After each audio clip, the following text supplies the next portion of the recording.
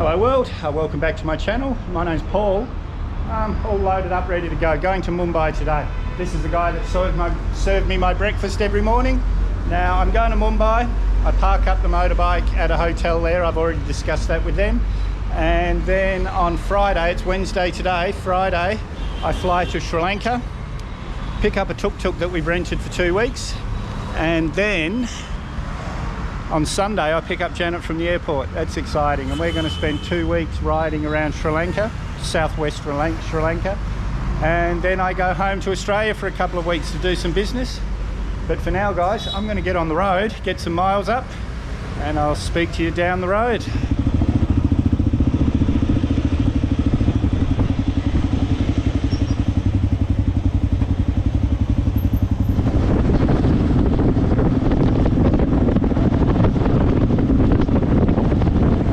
Well, I thought I'd just stop, show you where I'm riding. Unbelievable guys, we're about 2 hours out of Mumbai. That's Google Maps 2 hours, so it'll probably take me 3 or 4. Look at the waterfall. I don't know if you can see it on the GoPro, but there's a waterfall running down there, a little river. River runs all down the bottom of this valley.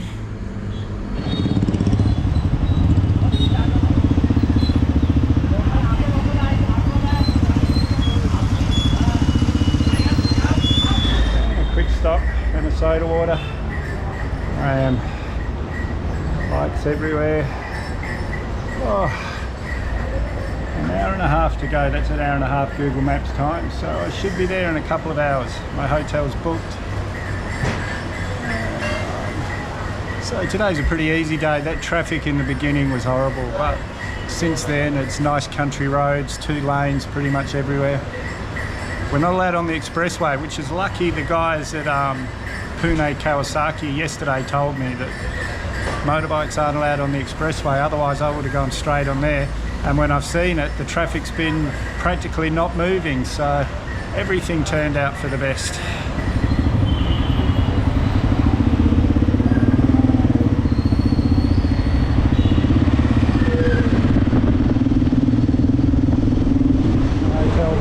This is where Libby will be living for the next 4 weeks while I go to Sri Lanka and back to Australia. The Adore Palace, they're real friendly. They're going to look after Libby and most of my luggage. And I can tell you guys, that last 2 hours was some of the most stressful 2 hours of my life. Definitely the most stressful time I've ever spent on a vehicle. I'm just wrecked, but now I've got my boots off and my pants on, I'm feeling better. Right now, I'm going to go and try and find something to eat. Morning. I'm at another airport. Libby's parked up at the hotel, and I'm going to Sri Lanka. I see Janet on Sunday, so that's exciting.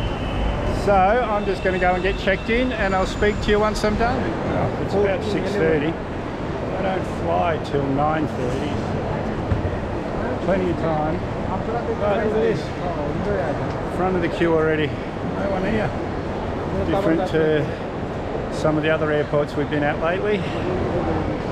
Each flight has its own check-in. So this is my 3rd queue. Yeah. I should probably read the signs, I guess. Well, that was a fairly easy check-in. I got here at the right time. Look at these queues here. There was no one when I got here. Look at all these people waiting. That's just to get in the doors of the airport. So yes, it was worth getting here a little bit early, but I've only been here what, half an hour maybe. So it was a fairly easy check-in. I'm just going to have some breakfast, have a dosa, masala dosa. But they told me to come and sit here instead of waiting at the desk. I don't know what's going on, but I'll find out soon, I guess. Oh well, I just came through immigration. My bags got searched. They always do, because I've got that much camera. This whole bag's full of camera equipment and drones and electronic cables and things, so it's just part of it. But this guy, probably my age, came through. All the bags that were going to be checked were in a line. He came through and started ordering them to get his bag from the end of the line. I said, no man, no, we're all waiting here. He says, oh, I'm in a hurry. I said, we're all in a hurry, mate. That would ended up into a 10-minute argument. And he's telling me, oh, I'm do you know who I am? I'm ex-army. I said, I don't care who you are, mate. You should know better. And anyway, they ended up putting him through straight away to get rid of him.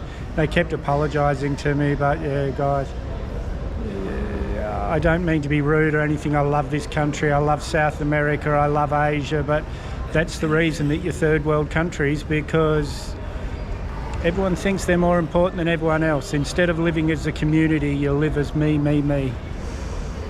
Now, well, that's my rant for now, guys. I'm sitting at my gate. I've got about maybe half an hour until boarding, but they never board on time, but they say we'll be boarding in half an hour. And I'll be in Sri Lanka by lunchtime, and I go straight from the airport to the Tuk Tuk rental, pick up our little Tuk Tuk. How exciting, guys. I really am excited. I'm a little bit worried for Libby and my riding gear, but I think it'll be pretty safe. Everyone at that hotel was saying it's my duty, sir, to make sure everything's okay, so nothing I can do now, guys. Anyway, I'm just going to have fun, and I'll worry about it if something happens. And welcome to Sri Lanka, guys. That was a pretty easy flight, 2.5 hours, I think. But we're here. I'll talk to you when I've got all my gear. Easy immigration, guys. They didn't even look. You don't have to apply for a visa before you come here, but you do have to apply for a kind of permission to get a visa. I forget what it's called. It's got a name, VAT or something, but that's not what it is. But they didn't even want to look at that. So I'm here getting the baggage check, and I'll have to go through customs. Then I'll go and pick up my Tuk Tuk, or our Tuk Tuk baby, sorry about that. Yeehaw. And here I've just arrived, and I've got Med at the door. What's your name? Emila. This is tuktukrental.com, guys. Come to pick up our little toy. Exciting. I'll do all the paperwork and everything, guys, then I'll get back to you. Well, guys, I think this is our Tuk Tuk here, getting a final detail. This company, the people here can't afford cars, so they buy these tuk-tuks, a cheap alternative to a car, but then they get this big bank loan that they're paying for the rest of their life. And it's I'm pretty sure it was an Australian and a South African, but it's an Australian guy that does the videos and everything. But they came up with this idea. They get these tuk-tuks off the families, and they rent them out for a while to tourists like us, and that money goes to the family to pay their loan. So they end up, after a while, doesn't take long, they've paid their loan, they own a tuk-tuk. This is just amazing, guys. And that's something else I want to say. A lot of YouTubers come here and ask for free, to have the tuk-tuks for free. And this company usually says yes, it's for the exposure. But guys, I want to say, if you do that, you're not getting the money off some big company, you're getting the money off these families.